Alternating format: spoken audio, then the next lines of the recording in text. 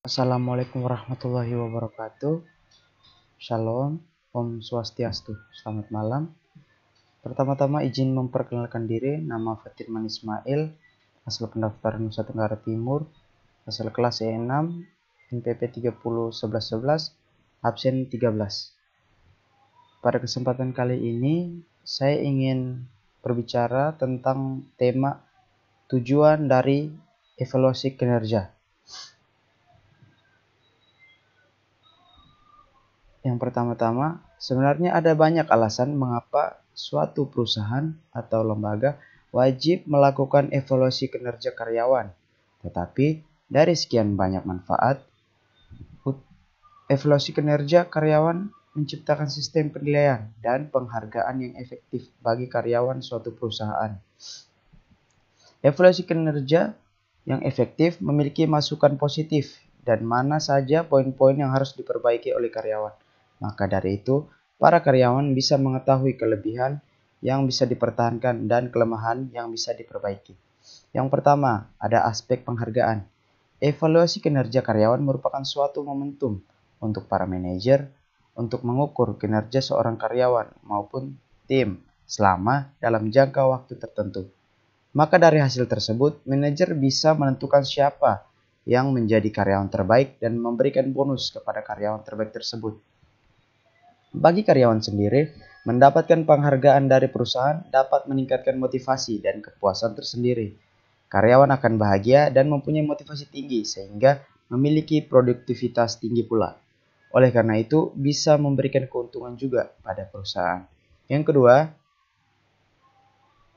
tahu aspek yang harus diperbaiki. Keunggulan dari evaluasi kinerja karyawan salah satunya bisa menunjukkan banyak aspek yang bisa diperbaiki oleh karyawan agar bisa bekerja secara efektif.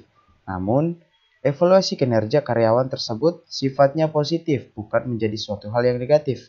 Misal, karyawan bisa menjelaskan berbagai kesulitan terkait pekerjaan selama proses evaluasi kinerja. Apabila seorang karyawan memiliki kemampuan yang kurang, oleh karena itu perusahaan bisa memberikan kesempatan untuk karyawan ikut dalam program pelatihan. Yang ketiga, ada instrumen paling penting dalam melindungi perusahaan secara hukum. Perusahaan mempunyai hak untuk memutus hubungan kerja apabila karyawan yang bekerja tersebut tidak mampu menjalankan kewajiban, melakukan kesalahan yang sangat fatal, atau memiliki masalah lain yang berpengaruh signifikan pada perusahaan. Setiap perusahaan wajib menyimpan hasil evaluasi kinerja karyawan dalam bentuk dokumen. Dokumen ini bertujuan untuk bentuk antisipasi pada mantan karyawan yang datang untuk melakukan gugatan pada perusahaan, sehingga mungkin orang-orang yang di PHK karena alasan tertentu. Yang keempat, metode perbandingan orang. Salah satu maksud dari proses evaluasi karyawan tersebut yaitu dengan membandingkan orang per orang. Hasil tersebut bisa menjadi pengukuran untuk melakukan perbandingan sehingga dapat disimpulkan karyawan mana yang lebih produktif dan karyawan mana yang kurang produktif. Yang kelima, metode pengembangan SDM. Maksud dan tujuan akhir dari evaluasi karyawan ini ialah untuk bisa mengembangkan dan kualitas kerja karyawan sebagai SDM atau sumber daya manusia di perusahaan dalam jangka waktu tertentu, baik secara kualitas dari potensi diri ataupun didorong oleh perusahaan. Adapun jenis-jenis metode penilaian kerja yang akan mendukung tujuan dari evaluasi kinerja. Menurut Mattis and Jackson, berdasarkan orientasi waktu yang digunakan, penilaian kerja dibagi menjadi dua, yaitu penilaian kerja berorientasi pada masa lalu dan masa depan. Yang pertama, metode penilaian kerja berorientasi pada masa lalu.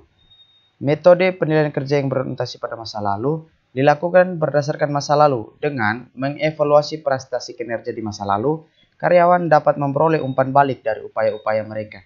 Umpan balik ini selanjutnya bisa mengarah kepada perbaikan-perbaikan prestasi.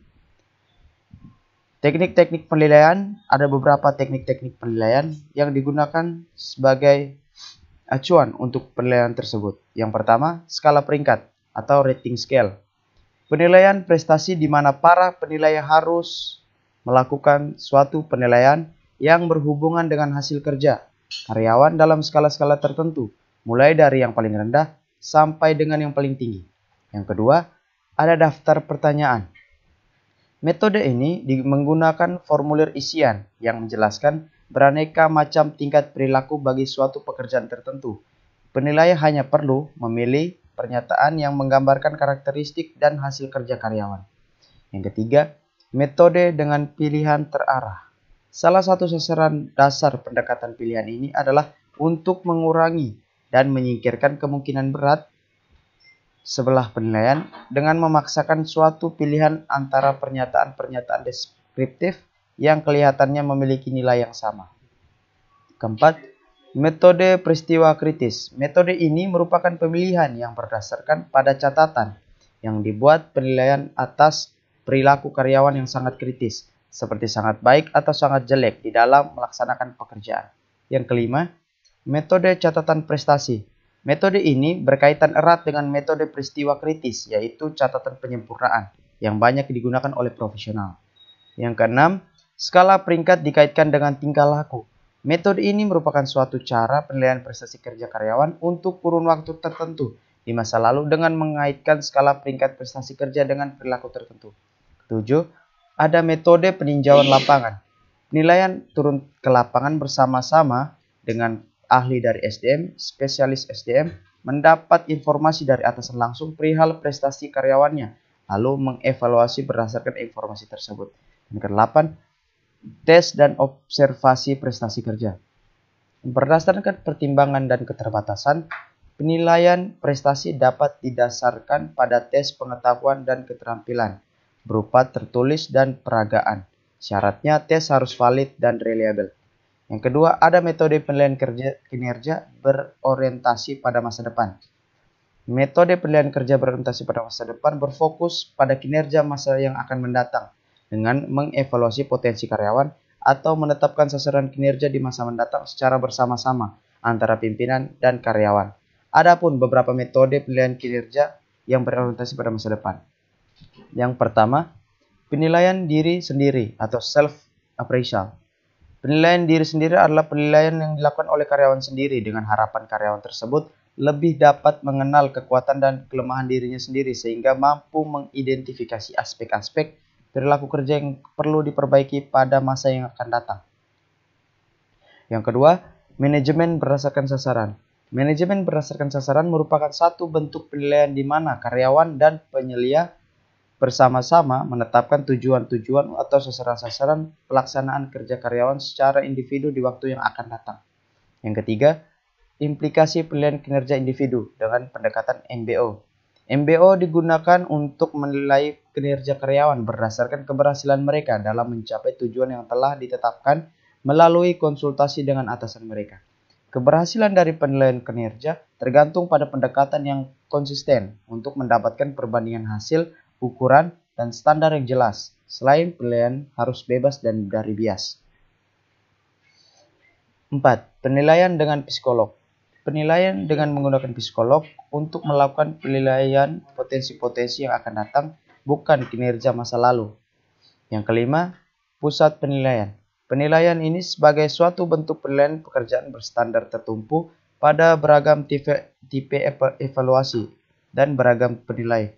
Pusat-pusat penilaian sebagai bentuk standar pekerja yang bertumbuh pada tipe-tipe evaluasi dan nilai-nilai ganda. Sekiranya itu saja mungkin yang dapat saya sampaikan tentang pembahasan dari tujuan evaluasi kinerja. Apabila pembahasan saya tersebut kurang tepat ataupun kurang benar,